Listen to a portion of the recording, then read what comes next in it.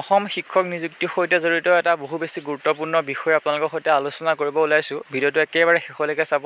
সকলোৱে লাইক কৰিবলৈ একেবাৰে নাপাহৰিব, কাৰণ বহুতো ভিউৱাৰ্ছে আচলতে ভিডিঅ'বোৰ চাই কিন্তু লাইক কৰিব তেওঁলোকে পাহৰি যায়। একেবাৰে সেইকাৰণে শেষলৈকে চাব।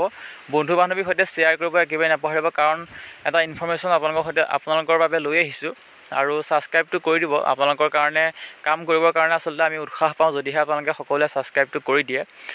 ইয়াৰ আগৰ ভিডিঅ'ত আমি আলোচনা কৰিছিলোঁ বিশেষকৈ ইউপিৰ কাট অফ এনালাইচিছ। সেইদিনাখন আচলতে দুইটা বিষয় আমি আলোচনা নকৰিলোঁ, কাৰণ দুইটা বিষয় আলোচনা কৰিলে বহুত বেছি দীঘলীয়া হৈ যায় ভিডিঅ'টো। সেইকাৰণে আপোনালোকে আমনি পাব বুলি আজি বিষয়টো পুনৰ লৈ আহিছোঁ।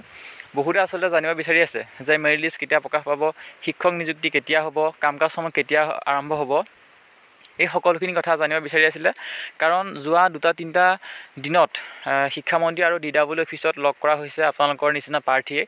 গতিকে তেওঁলোকৰ যি আচলতে ৰিপ্লাই, শিক্ষামন্ত্ৰী মহোদয় বা DW ৰিপ্লাই কি আছিলে সেয়া বহুতে জানিব বিচাৰি আছিলে আৰু আপোনালোকক জনাব বিচাৰিছোঁ। সেইকাৰণে ভিডিঅ'টো সকলোৱে শ্বেয়াৰ কৰিব একেবাৰে নাপাহৰিব, আপোনালোকৰ বন্ধু বান্ধৱী আছে যদি। যে যোৱা বিজ্ঞাপনটো প্ৰকাশ কৰিবৰ কাৰণে আচলতে যেতিয়া নেকি শিক্ষামন্ত্ৰী মহোদয়ক লগ কৰা হৈছিলে, তেতিয়া শিক্ষামন্ত্ৰী মহোদয়ৰ পৰা এটা কথা বিশেষকৈ শুনা গৈছিলে যে বিজ্ঞাপন অতি সোনকালে প্ৰকাশ পাব, অতি শীঘ্ৰে প্ৰকাশ পাব। এনেকুৱা ধৰণৰ মন্তব্য আপোনালোকে হয়তো বহুত বেছি শুনিছিলে।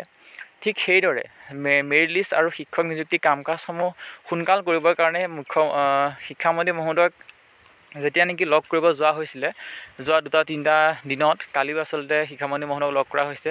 শিক্ষামন্ত্ৰী মহোদয়ে আচলতে সোনকালে কামখিনি আৰম্ভ হ'ব বুলি কৈছে। তেওঁ কোনো মাহ ধৰি দিয়া নাই, কোনো ডেট ধৰি দিয়া নাই যে ইমান তাৰিখে মেৰিট লিষ্ট প্ৰকাশ পাব বুলি বা শিক্ষক নিযুক্তি হ'ব বুলি। গতিকে তেওঁ কৈছে যে সোনকালে কামখিনি আৰম্ভ হ'ব। ইয়াৰ পৰা বুজা গৈছে যে মাজত মাত্ৰ 2টা সপ্তাহ আছে। এই 2টা সপ্তাহৰ পিছতেই, ইলেকশ্যনৰ ৰিজাল্টৰ পাছতেই যেন কামখিনি আৰম্ভ হ'ব। ইনডাইৰেক্টলি তেওঁ এইটোৱে আচলতে বুজাব বিচাৰিছে। গতিকে আপোনালোকে আচলতে ইমান দিন যেতিয়া ৱেইট কৰিলে, আৰু মাত্ৰ 2 সপ্তাহ ৱেইট কৰক। ইলেকশ্যনৰ পাছতে আচলতে ভাল খবৰ সকলোৱে পাব। সকলোৱে আচলতে উৎকণ্ঠাৰ অৱসান ঘটিব বুলি আচলতে আমি আশা কৰিছোঁ। থুলমূল যিটো আপোনালোকক আচলতে খবৰটো মই জনালোঁ, শিক্ষামন্ত্ৰী মহোদয়ে আচলতে কি ক'লে, বহুতে আচলতে জানিব বিচাৰি আছিলে, বহুতো আমি কমেণ্ট পাইছিলোঁ। সেইকাৰণে ভিডিঅ'টো প্ৰস্তুত কৰিলোঁ। সকলোৱে লাইক কৰিব, কমেণ্ট কৰিব আৰু আপোনালোকৰ বন্ধু বান্ধৱীৰ সৈতে শ্বেয়াৰ কৰিব একেবাৰে নাপাহৰিব, কাৰণ তেওঁলোকে আচলতে মেৰিট লিষ্ট কেতিয়া প্ৰকাশ পাব বুলি ৱেইট কৰি আছে বহুত দিন। আচলতে শিক্ষামন্ত্ৰী মহোদয়ে যি ক'লে সেয়া আপোনালোকক জনালোঁ। আৰু DW আচলতে নিজস্বভাৱে কোনো কাম কৰিব নোৱাৰে। শিক্ষামন্ত্ৰী মহোদয় বা মুখ্যমন্ত্ৰী ডাঙৰীয়াই নিৰ্দেশ দিলেহে তেওঁলোকে পালন কৰিব পাৰে। গতিকে আপোনালোকে শিক্ষামন্ত্ৰী মহোদয় বা মুখ্যমন্ত্ৰী মহোদয়ক সামাজিকভাৱে বা ব্যক্তিগতভাৱে আপোনালোকে লগ কৰি আপোনালোকে অনুৰোধ কৰিব পাৰে যাতে সোনকালে কাম কাজখিনি আৰম্ভ হয় বুলি। গতিকে বিষয়টো আপোনালোকৰ সৈতে আজি আলোচনা কৰিলোঁ। পৰৱৰ্তী সময়ত পুনৰ এটা নতুন ভিডিঅ' বা নতুন খবৰ লৈ আহিম। সকলো কানেক্ট হৈ থাকিব। ধন্যবাদ।